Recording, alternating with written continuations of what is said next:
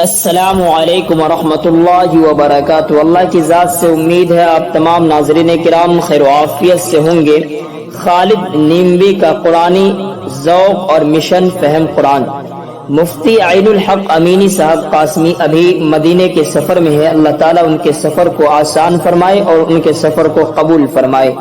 جو نائب صدر جمعیت علماء بیگوسرائے ہیں، انہوں نے وہاں سے ایک پیغام بھیجا ہے۔ انہوں نے بتایا کہ قرآن کریم ہی ایک ایسی کتاب ہے جو اس وقت پوری دنیا میں سب سے زیادہ پڑھی جا رہی ہے۔ اس کا مظاہرہ یہاں حرم مکی میں آنکھوں دیکھا ہو رہا ہے۔ مختلف زبانوں کے لوگ میرے دائیں بائیں اور آگے پیچھے بیٹھے ہیں۔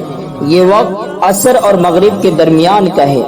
مختلف رنگ و نسل سے تعلق رکھنے والے اکثروں کے ہاتھ میں قرآن پاک موجود ہے۔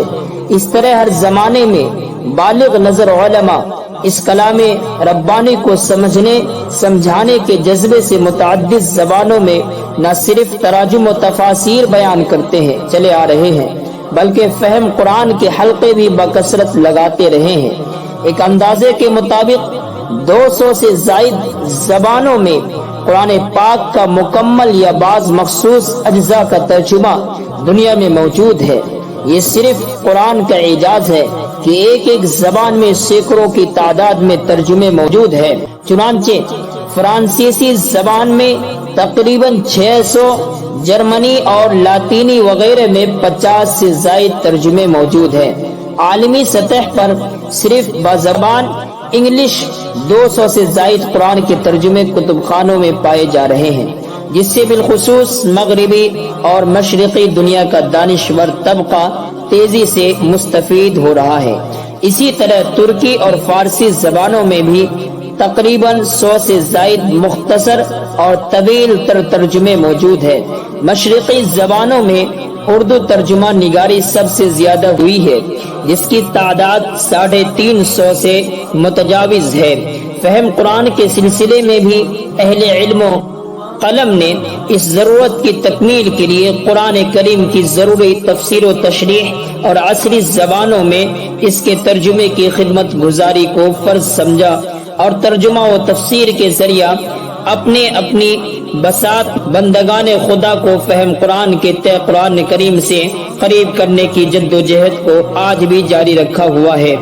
بات 2011 کی ہے، جب خالد نیموی نے مشن فہم قرآن کی بنیاد رکھی تھی، اور تب سے آج تک وہ مشن کو مضبوطی کے ساتھ لے کر چل رہے ہیں۔ یوں تو خالد نیموی کا تقریباً 4 دہائیوں سے قرآن کریم کے ساتھ عقیدت مندانہ تعلق خاطر رہا ہے، مگر وہ گزشتہ 3 دہائیوں سے براہ راست تعلیم و تدریس سے جڑے ہوئے ہیں۔ ان کا ماننا ہے کہ قرآن کریم سے ہر مومن بندے کا ایمانی و اخلاقی اور مذہبی رشتہ سرمایہ حیات ہے۔ ایک مسلمان سب کچھ ہو سکتا ہے مگر قرآن سے الگ کچھ نہیں، یعنی ہر مسلمان کے لیے قرآن کریم سے وابستگی اس کے ایمان کا حصہ ہے۔ مسلمانوں کی زندگی اگر کسی بھی جہت سے قرآن کی روح و عقیدت اور تلاوت آیات سے خالی ہے تو یہ انتہائی خسارے کا سودا ہے۔ قرآن دعوت اور اس کے پیغام سے ایک ایک فرد کو کیسے جوڑا جائے اور سماج و معاشرہ قرآن کے اسلوب دعوت سے کیسے واقف ہو اور 100% امت قرآن کو سمجھنے والی کیسے بنے، انہیں فکر و جذبے سے وہ گزشتہ 3 دہائیوں سے قرآن کا مطالعہ کر رہے ہیں۔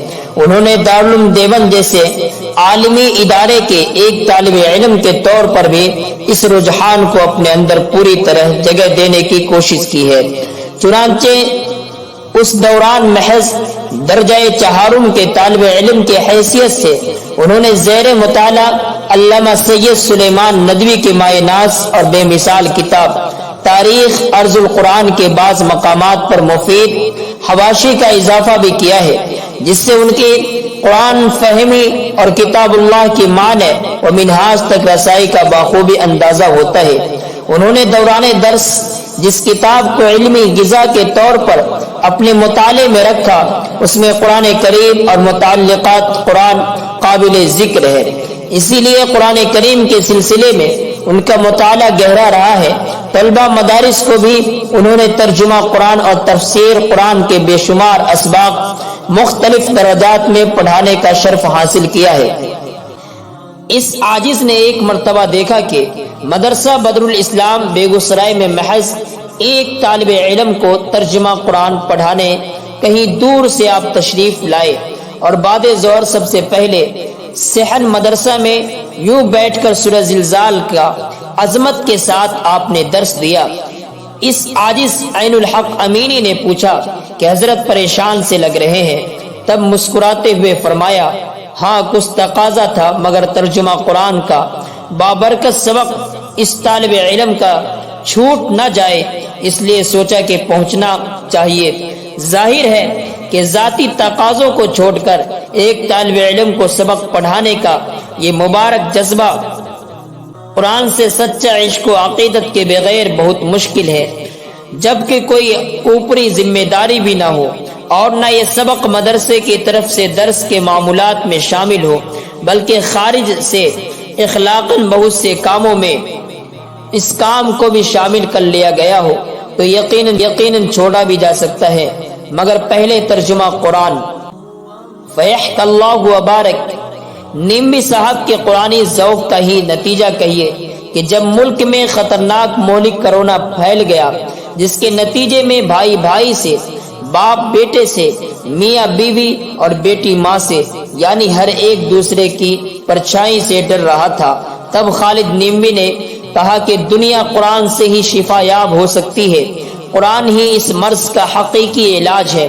چنانچہ انہوں نے اس حالت میں اپنے اپنے گھروں میں بندگان خدا تک قرآن کا پیغام پہنچانے کا سلسلہ حکمتوں کے ساتھ برابر جاری رکھا، اور وہ ماضی کی طرح کرونا وبا کے دوران بھی درس قرآن پیش کر اپنا فرض نبھاتے رہے۔